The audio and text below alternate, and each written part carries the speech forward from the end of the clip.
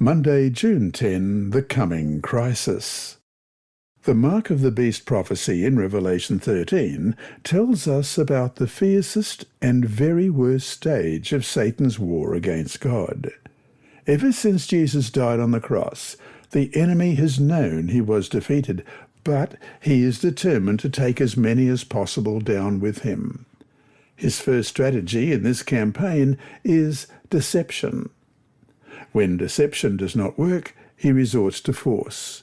He is ultimately behind the decree that anyone who refuses to worship the beast or receive his mark will be put to death. Religious persecution, of course, is not new. It has been around ever since Cain killed Abel for obeying God's command. Jesus said it would happen even among believers. Read John 16:2, Matthew 10, verse 22, 2 Timothy 3:12, and 1 Peter 4:12. What did the New Testament church experience, and how does that apply to Christ's end-time church? First of all, John 16, verse 2, "They will put you out of the synagogue. In fact, the time is coming when anyone who kills you will think they are offering a service to God." And Matthew 10, verse 22, "You will be hated by everyone because of me, but the one who stands firm to the end will be saved." And 2 Timothy 3, verse 12, "In fact, everyone who wants to live a godly life in Christ Jesus will be persecuted." And 1 Peter chapter 4 and verse 12. Dear friends, do not be surprised at the fiery ordeal that has come on you to test you, as though something strange were happening to you. Throughout Christian history, persecution was common.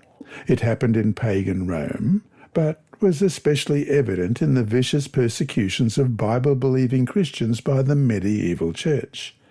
The mark of the beast is the final link in this hellish chain.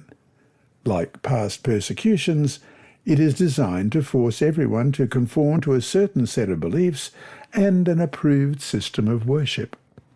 The prophecy indicates that persecution will start with economic sanctions. No one can buy or sell unless they have the mark.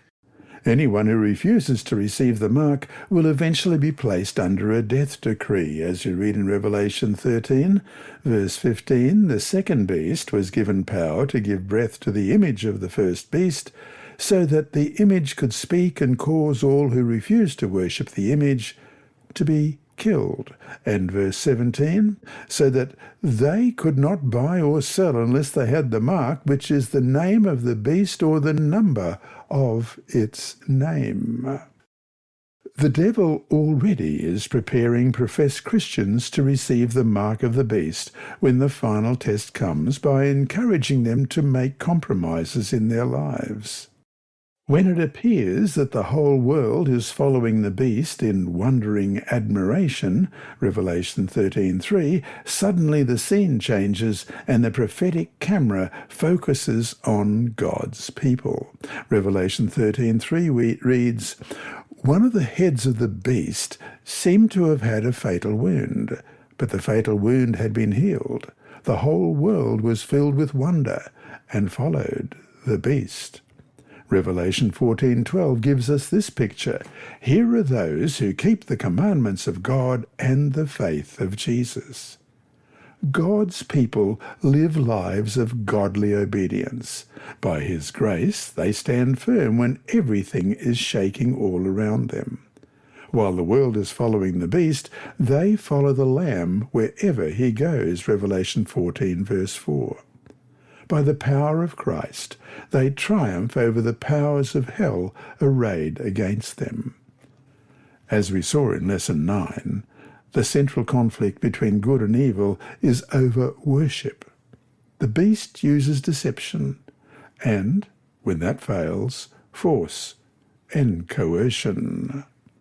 And so to finish today, how quickly now do you allow, if at all, economic considerations to compromise your Sabbath keeping? This lesson was read by Dr. Percy Harrold for Christian Services for the Blind.